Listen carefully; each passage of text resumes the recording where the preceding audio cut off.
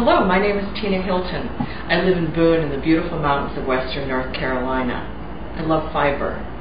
I'm a quilter, I'm a knitter, and I love all different kinds of yarn, and I collect all different kinds of yarn. I was at my local yarn shop recently, and I saw this scarf. It was Blue Ridge Needle Arts, and she had a pattern for me. So I made this for myself, and a good friend of mine liked it and admired it, and I decided to surprise her, and I made her a scarf too. What I'd like to do today is to show you how this seemingly difficult looking scarf is very, very easy and very fun to make even for the beginning knitter. Let's get started. This scarf incorporates 3 basic stitches: the garter stitch, the drop stitch, the stockinette stitch, the drop stitch again, the garter stitch, etc. This scarf incorporates a variety of 5 beautiful yarns. This is the ladder yarn. Looks like a ladder, doesn't it? This is eyelash yarn because it has eyelashes. I used myself a chunky eyelash yarn because you're probably going to combine the yarns that are your favorites as well. You also have a beautiful feather yarn, and when it knits up, it is very feathery and very luxurious. The scarf also calls for ribbon yarn. This is a traditional kind of ribbon yarn, but it comes in a lot of different widths. I happen to like the narrow width of ribbon. And finally, the last yarn that it calls for is a microfiber yarn. If you have some worsted weight wool, that would work as well. To get started, you'll need a size 13 needle. You can either use a straight needle or you can use a circular needle, which I prefer, and I'll be demonstrating the stitches on today. We're going to start by casting on 15 to 22 stitches, depending on how wide you'd like the scarf. I like to start my cast on by making a slip knot. So it's just a standard Girl Scout slip knot. And slip it onto your needle. And everybody has their favorite way of casting on. Today I'm going to do the long tail cast on. And when you make your slip knot, make sure you have plenty of yarn.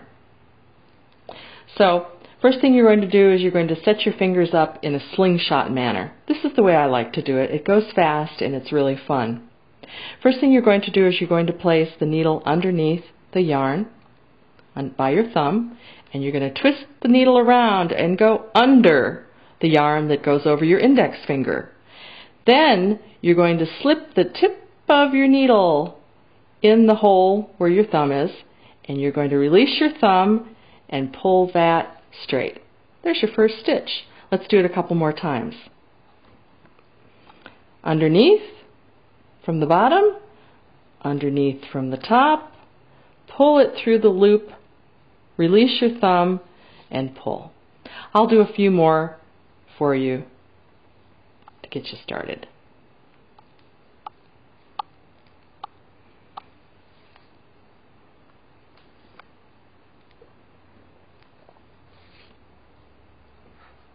And you'll have to pull it every now and then to make sure it's even. The first section calls for garter stitch. Garter stitch is simply knit every row, and I'll show you how to knit a row just to remind you. Forward to back, loop underneath and over, and through, and drop that stitch. Front to back, loop over the top, pull through, and drop that stitch. Some people can read and do the knit stitch.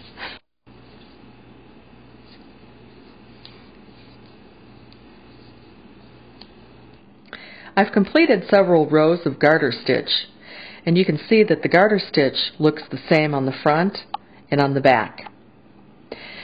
Next stitch that we want to do is the drop stitch for the next section. And normally what I would do is I'd add another thread and leave a 6-inch tail for each. For demonstration purposes, I'll continue on with this yarn. So to do a drop stitch, you're going to begin as if you're knitting. You're going to put your needle in, and you're going to wrap once as you would for a typical knit stitch, and you're going to wrap one more time. And you're going to pull both of those wraps through, and then you're going to drop your back stitch. So let me do it again. Front to back, wrap once, wrap twice, pull it through. And then I'm going to continue all the way down the row until I've reached the end.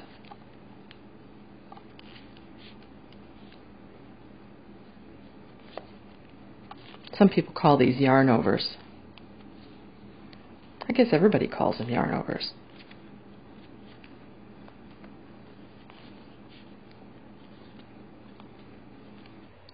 When you finish the row, you'll have twice as many stitches as when you started. We're going to turn it around and we're going to purl back now. And we're going to do the tricky drop stitch. It's even hard to say. So in order to purl, you're going to purl. Take your needle from front to back through that first stitch. You're going to wrap it around your needle and you're going to pull it through. Well, you've got 2 stitches here. You're going to drop them. And now you just have 1. You can let me do it again. You're going to take it through back to front. You're going to wrap the yarn around. You're going to pull it through to the back. And you're going to drop those 2 stitches. Okay, and I'll just show you what happens. What's going to happen is you're going to have an elongated stitch.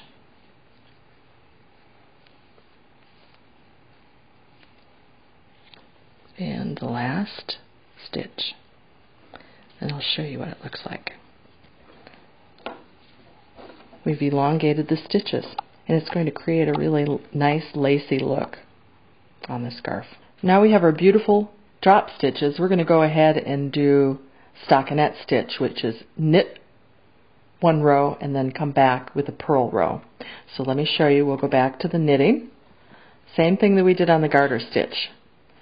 Don't worry about your gauge too much because it's going to feel like your stitches are loose, but just continue on as normal. So this is our last knit stitch, and we're going to flip it over and we're going to purl back. And that's what makes up a stockinette stitch. So again, we're going to purl back.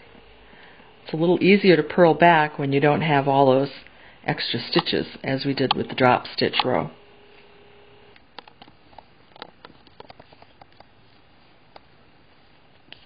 And there's your purl row.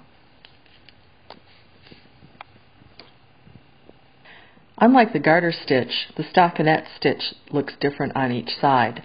This is the knit side, and then when you flip it over, you can see that the purl side is the bumpy side.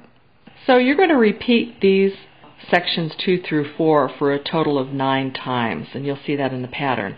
And maybe you'll even want to do it 10 or 11 times, depending on how long you want the scarf. So let's assume that I've finished my scarf, and I'm going to be binding off and finishing completely. So I'll show you a couple of bind off stitches, and I'm going to bind off with a real easy technique. I'm going to knit a stitch, I'm going to knit a second stitch, and then I'm going to take that first stitch and I'm going to carry it over the second stitch. Let me show you again. I'm going to knit a stitch. I now have 2 stitches. I'm going to take the first stitch on my right and flip it over the second stitch on the left and drop that stitch. And I only have 1. So let's keep going. I'll show you a few more.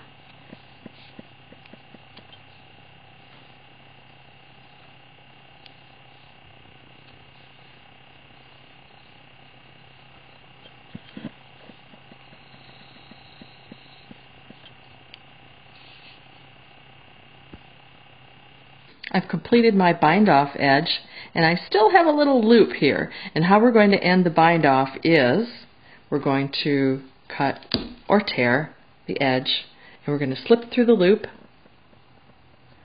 and we're going to close it. Ta-da! Now your scarf is finished. As you change to a new section, remember I told you as you were tying on the yarn to leave a 6-inch tail. When you've finished your scarf, you'll probably want to trim it so that it's even. But it's really a fun scarf. You and your friends are going to enjoy it and have a ball.